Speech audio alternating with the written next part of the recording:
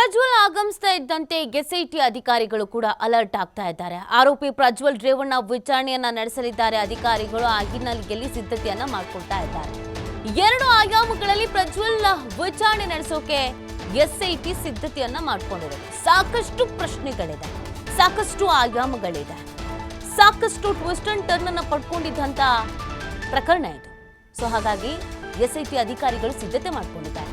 Prajwal Revanna ತಪ್ಪೊಪ್ಕೊಂಡ್ರೆ SIT ತನಿಖೆ ಸಹಜ ಪ್ರಕ್ರಿಯೆ ಇರುತ್ತೆ. ಆರೋಪಿ ಪ್ರಜ್ವಲ್ ಹೇಳಿಕೆ ದಾಖಲಿಸಿಕೊಂಡು ಸ್ಥಳ ಮಹಜರು ಮಾಡಲಾಗುತ್ತೆ. ಒಂದು ವೇಳೆ ಆರೋಪ ತಳ್ಳಹಾಕಿದ್ರೆ ಸಂತ್ರಸ್ತೆ ಹೇಳಿಕೆಗೆ ಪ್ರಾಮುಖ್ಯತೆ ಕೊಡಲಾಗುತ್ತೆ. ಆಕೆಯ ಹೇಳಿಕೆ ಆಧಾರದ ಮೇಲೆ ಚಾರ್ಜ್ ಶೀಟ್ ಅನ್ನ ಸಲ್ಲಿಕೆ ಮಾಡಲಿಕ್ಕೆ ಸಿದ್ಧತೆಯನ್ನ ಮಾಡಿಕೊಳ್ಳಲಾಗಿದೆ. ನೋಡಿ, ಈ ಪ್ರಕರಣದಲ್ಲಿ ಪ್ರಜ್ವಲ್ ಸ್ಟೇಟ್ಮೆಂಟ್ ಬಹಳ ಮುಖ್ಯ ಆಗುತ್ತೆ. ಮೊನ್ನೆ ನಾನು ವಾಪಸ್ ದೇಶಕ್ಕೆ ಬರ್ತಾ ಇದ್ದೀನಿ, ಕ್ಷಮಿಸಿ, ನಾನು ಡಿಪ್ರೆಷನ್ಗೆ ಹೋಗಿದ್ದೆ ಅಂತ ವಿಡಿಯೋ ಮಾಡಿದ್ರಲ್ಲ, ಅವತ್ತು ಇದು ರಾಜಕೀಯ ಷಡ್ಯಂತ್ರ ಅಂತ ಆರೋಪವನ್ನ ಮಾಡಿದ್ರು. ಸೊ ಬರ್ತಾ ಇದ್ದ ಹಾಗೆ ತನಿಖೆಯನ್ನ ನಡೆಸಲಾಗತ್ತೆ. ಆಗ್ಲೂ ಕೂಡ ಇದೇ ಸ್ಟೇಟ್ಮೆಂಟ್ ಕೊಟ್ರೆ ರಾಜಕೀಯ ಷಡ್ಯಂತ್ರ, ಆ ವಿಡಿಯೋದಲ್ಲಿ ಇರೋದು ನಾನಲ್ಲ, ನಾನು ಮಾಡಿಲ್ಲ, ಇದಕ್ಕೂ ನನಗೂ ಸಂಬಂಧ ಇಲ್ಲ ಅಂತ ಅಂದ್ರೆ, ಈಗ ಆಲ್ರೆಡಿ ಸಂತ್ರಸ್ತೆಯ ಸ್ಟೇಟ್ಮೆಂಟ್ ಅನ್ನ ತೆಗೆದುಕೊಳ್ಳಲಾಗಿದೆಯಲ್ಲ, ಆ ಸ್ಟೇಟ್ಮೆಂಟ್ ಇಲ್ಲಿ ಪ್ರಾಮುಖ್ಯತೆಯನ್ನ ಪಡ್ಕೊಳ್ಳಲಾಗುತ್ತೆ. ಯಾಕಂದ್ರೆ ಆಕೆ ಬಹಳ ಸ್ಟೇಟ್ಮೆಂಟ್ಗಳನ್ನು ಕೊಟ್ಟಿದ್ದಾರೆ. ನನಗೆ ಹಿಂಸೆ ಆಗಿದೆ, ಮಾನಹಾನಿ ಆಗಿದೆ, ಈ ಥರದ್ದು ಒಂದಷ್ಟು ಸ್ಟೇಟ್ಮೆಂಟ್ಗಳನ್ನು ಕೊಟ್ಟಿದ್ದಾರೆ.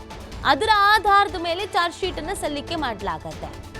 ಒಂದು ವೇಳೆ ಹೌದು ನಾನೇ ಮಾಡಿರೋದು, ನಾನೇ ಆ ವಿಡಿಯೋದಲ್ಲಿ ಇರೋದು ಅಂತ ಒಪ್ಪಿಕೊಂಡ್ರೆ ಸ್ಥಳ ಮಹಜರು ಮಾಡೋದು ಸಹಜವಾಗಿ ಏನೆಲ್ಲ ಪ್ರಕ್ರಿಯೆಗಳು ಇರುತ್ತೋ ಆರೋಪಿಯನ್ನು ಕರ್ಕೊಂಡು ಹೋಗಿ ಆ ಪ್ರಕ್ರಿಯೆಗಳನ್ನು ಮಾಡಲಾಗತ್ತೆ. ಇಲ್ಲಿ ಒಪ್ಕೊಳ್ತಾರಾ, ಒಪ್ಕೊಳ್ಳೋ ಸ್ಥಾನದಲ್ಲಿ ಇದ್ದಾರಾ, ಅದು ಪ್ರಶ್ನೆ. ಒಂದು ವೇಳೆ ಹಾಗೇನಾದ್ರು ಒಪ್ಕೊಂಡ್ರೆ ಅಂತ, ಯಾಕಂದರೆ ಇವರ ಫ್ಯಾಮಿಲಿಯವರೇ ಆ ವಿಡಿಯೋ ಬಹಳ ಹಳೆ ವಿಡಿಯೋ, ಬಹಳ ಹಿಂದಿನ ವಿಡಿಯೋ ಅಂತ ಹೇಳಿಬಿಟ್ಟಿದ್ರು. ಅಂದರೆ ವಿಡಿಯೋ ಇರೋದು ಹೌದು ಅನ್ನೋದ್ರ ರೀತಿಯಲ್ಲಿ ಮಾತನಾಡಿದ್ರು. ಇದು ಕೂಡ ಸಾಕಷ್ಟು ಚರ್ಚೆ ಆಗಿತ್ತು. ಹಾಗಾಗಿ ಪ್ರಜ್ವಲ್ ಸ್ಟೇಟ್ಮೆಂಟ್ ಏನಿರುತ್ತೆ ಅನ್ನೋದು ಗೊತ್ತಿಲ್ಲ. ಎರಡು ಆಯಾಮಗಳಲ್ಲಿ ಪ್ರಜ್ವಲ್ ವಿಚಾರಣೆ ನಡೆಸೋದಕ್ಕೆ ಇದೀಗ ಎಸ್ಐಟಿ ಅಧಿಕಾರಿಗಳು ಸಿದ್ಧತೆ ಮಾಡಿಕೊಂಡಿದ್ದಾರೆ. ತಪ್ಪು ಒಪ್ಪಿಕೊಂಡರೆ ಎಸ್ಐಟಿ ನಾರ್ಮಲ್ ಆಗಿ ಯಾವುದೇ ಆರೋಪಿ ಅಪರಾಧ ಮಾಡಿದಂಥ ಸಂದರ್ಭದಲ್ಲಿ ಹೌದು ನಾನು ಮಾಡಿದ್ದು ಹೌದು ಅಂತ ಒಪ್ಕೊಂಡಾಗ, ಹೌದಾ ಎಲ್ಲಿ ಮಾಡಿದ್ದು, ಏನು ಎತ್ತಾ, ಅದೆಲ್ಲವನ್ನ ಸ್ಥಳ ಮಹಜರು ಮಾಡ್ತಾರೆ.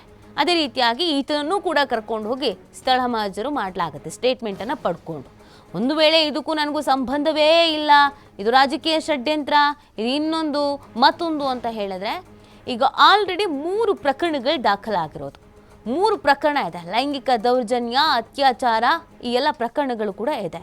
ಇಲ್ಲಿವರೆಗೂ 8 ಸಂತ್ರಸ್ತೆಯರ ಸ್ಟೇಟ್ಮೆಂಟನ್ನು ತೆಗೆದುಕೊಳ್ಳಲಾಗಿದೆ ಅಂತ ಹೇಳಲಾಗ್ತಾ ಇದೆ. ಯಾಕಂದರೆ ಎಸ್ಐಟಿ ಗೌಪ್ಯತೆಯನ್ನು ಕಾಪಾಡಿಕೊಳ್ತಾ ಇದೆ. ಸೊ ಹಾಗಾಗಿ ಆ ಸಂತ್ರಸ್ತೆಯರ ಸ್ಟೇಟ್ಮೆಂಟ್ ಏನಿದೆ ಅನ್ನೋದ್ರ ಬಗ್ಗೆ ಪ್ರಾಮುಖ್ಯತೆಯನ್ನು ಕೊಡಲಾಗತ್ತೆ. ಆನಂತರ ಅದನ್ನು ಚಾರ್ಜ್ ಶೀಟ್ ಸಲ್ಲಿಕೆ ಮಾಡಲಾಗತ್ತೆ. ಹೀಗೆ ಎಸ್ಐಟಿ ಅಧಿಕಾರಿಗಳು ಸಿದ್ಧತೆಯನ್ನು ಮಾಡಿಕೊಂಡಿದ್ದಾರೆ. ಇವತ್ತು ಮಧ್ಯರಾತ್ರಿಯಲ್ಲಿ ಬಂದು ಇಳಿತಾ ಇದ್ದ ಹಾಗೇನೆ ಮೊದಲಿಗೆ ವಶಕ್ಕೆ ಪಡೆದುಕೊಳ್ಳಲಾಗತ್ತೆ.